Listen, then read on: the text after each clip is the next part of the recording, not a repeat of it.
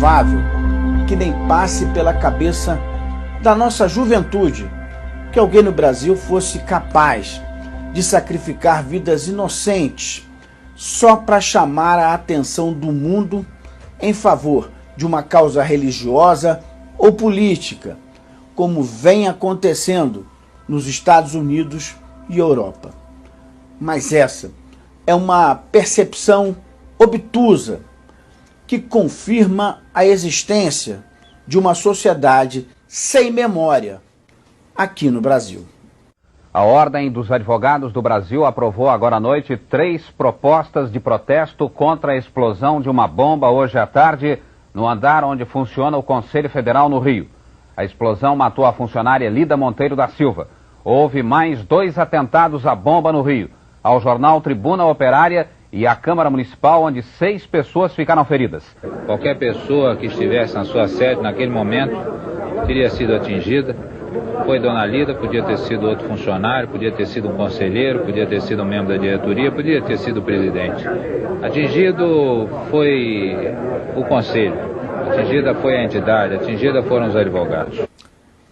A carta-bomba enviada para o Conselho Federal da Ordem dos Advogados do Brasil pretendia explodir a principal liderança brasileira da advocacia politicamente articulada.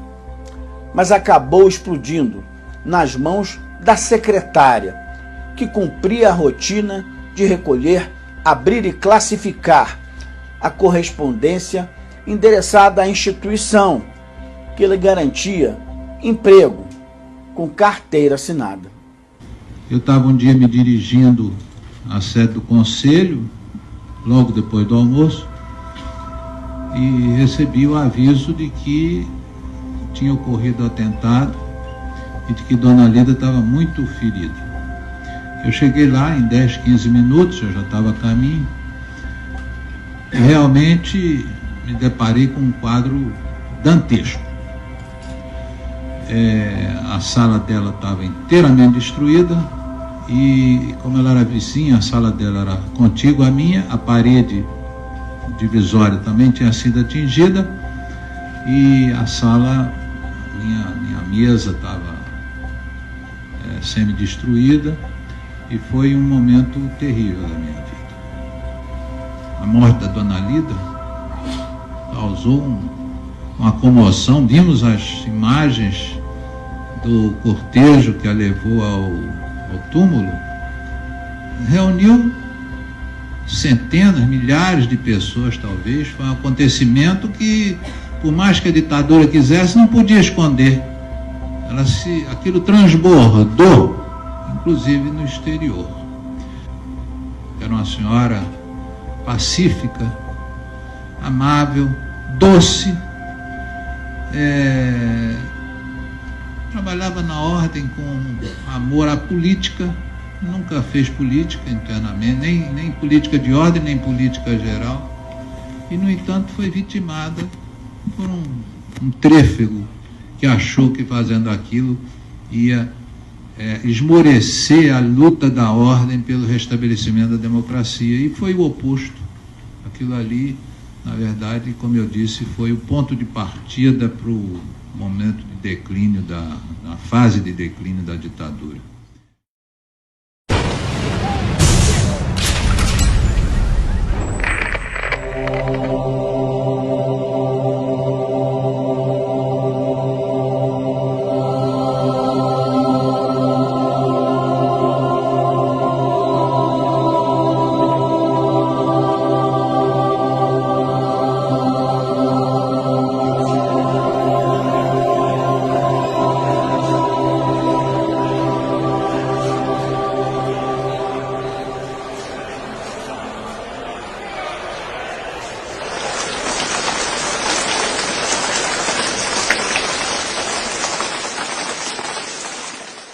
Dos fatos relacionados ao ato terrorista que tirou a vida de Dona Lida, sobreviveriam algumas perguntas sem resposta.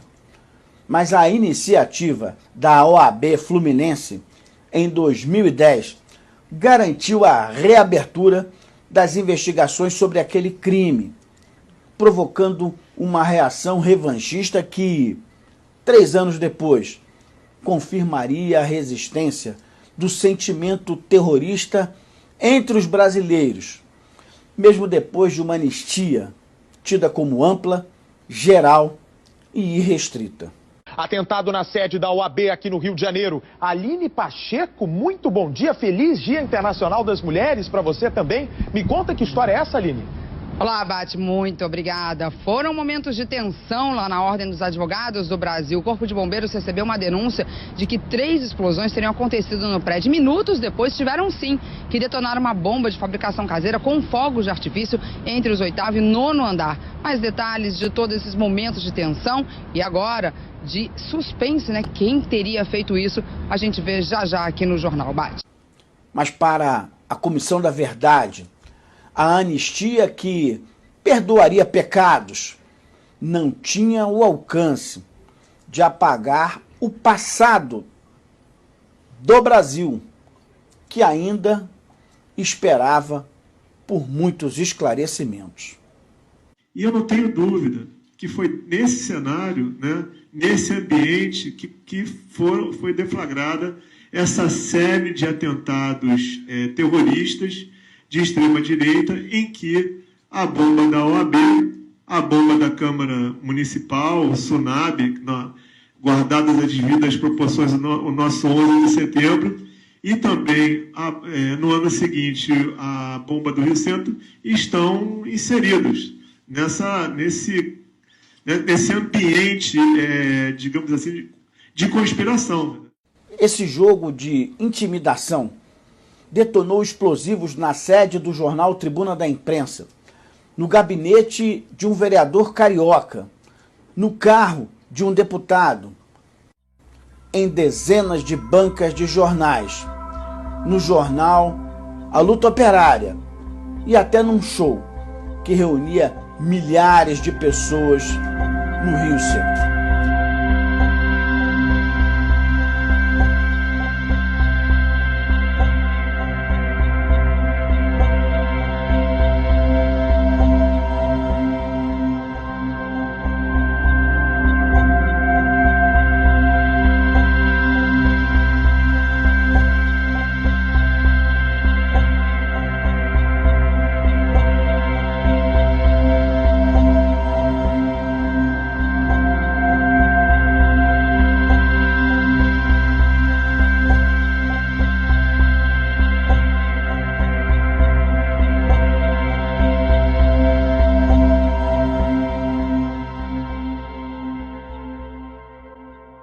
O período político marcado pela prática terrorista recorrente no Brasil é ignorado pela maioria dos brasileiros. E só não caiu no esquecimento porque o trabalho da Comissão da Verdade superou todas as expectativas, desmentindo versões fabricadas e reunindo provas. Sem a pretensão de se apresentar como verdade absoluta, o trabalho da comissão buscou a isenção analítica e foi capaz de levar alento para famílias de desaparecidos, restaurando biografias até então inconclusas.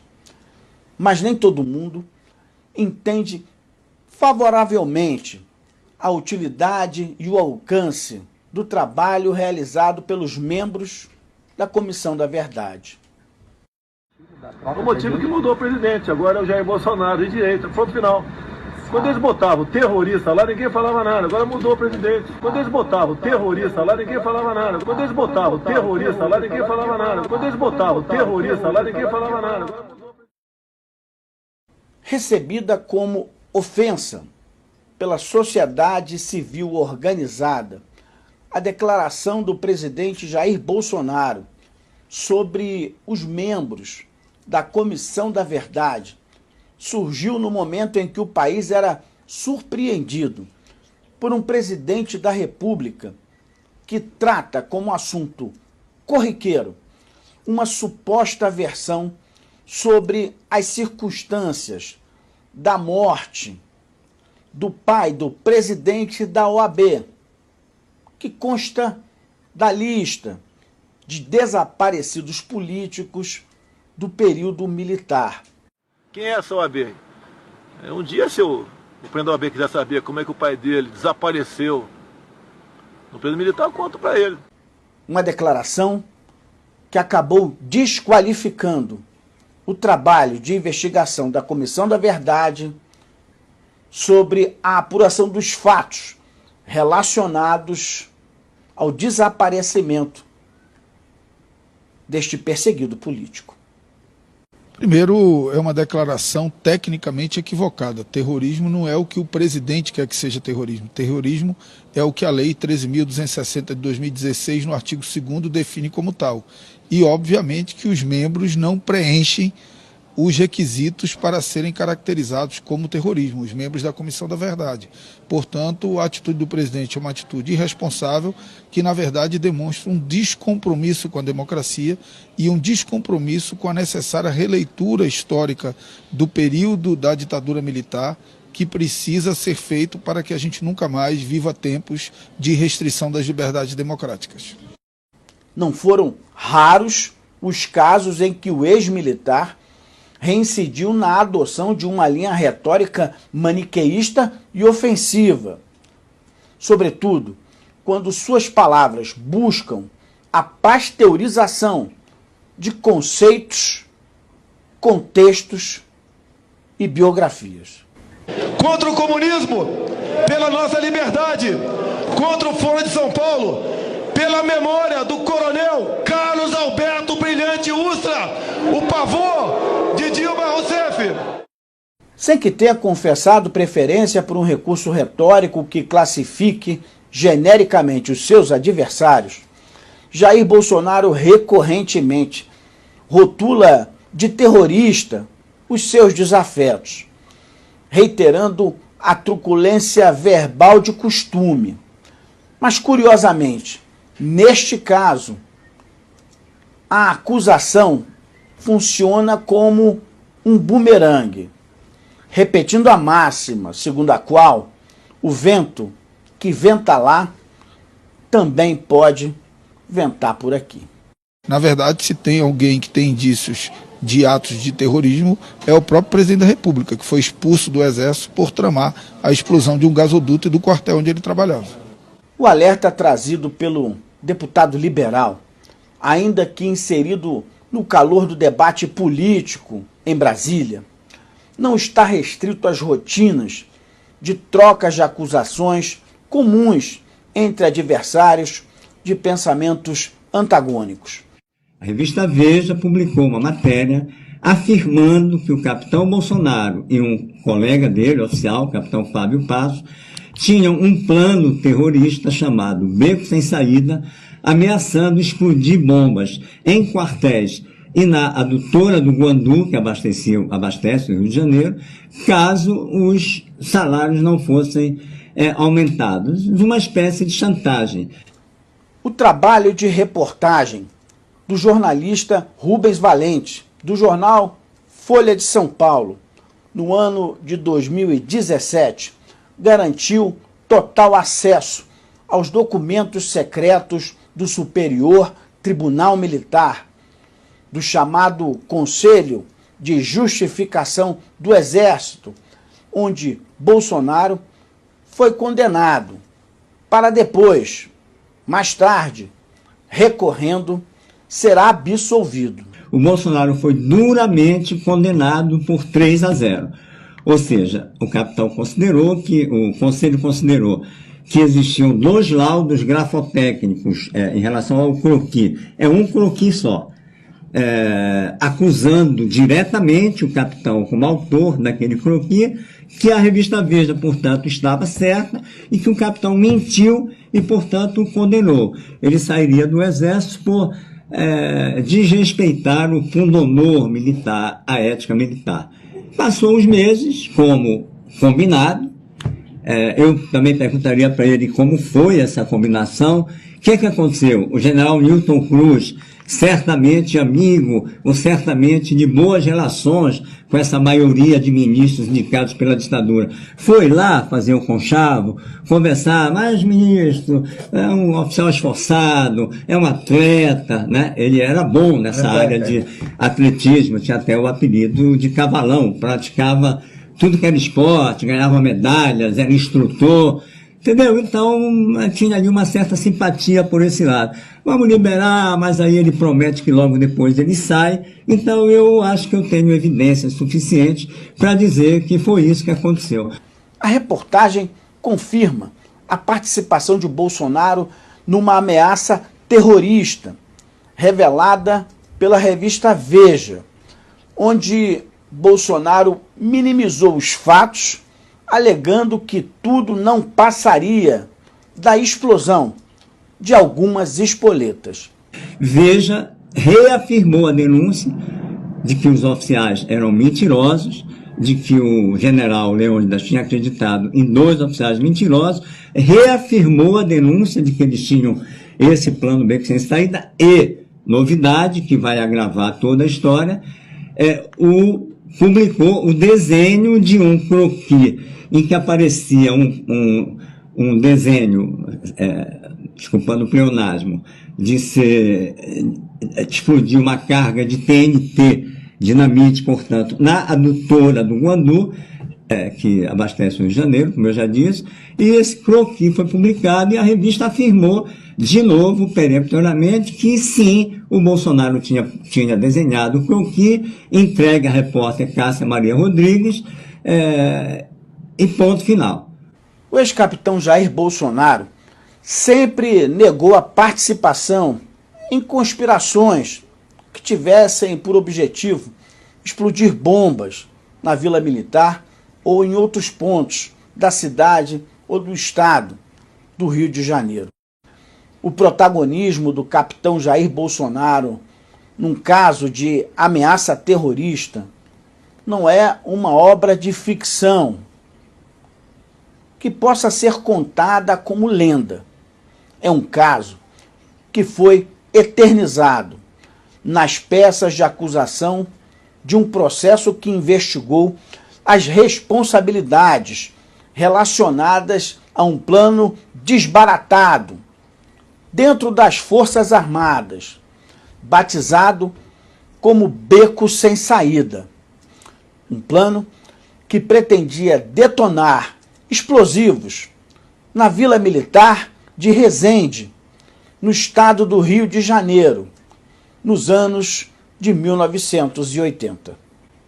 Esta e outras revelações relacionadas ao imaginário de Jair Bolsonaro estão demonstradas no livro O Cadete e o Capitão, do jornalista Luiz Macluf, que relata com detalhes a atitude social de Bolsonaro desde os tempos de quartel.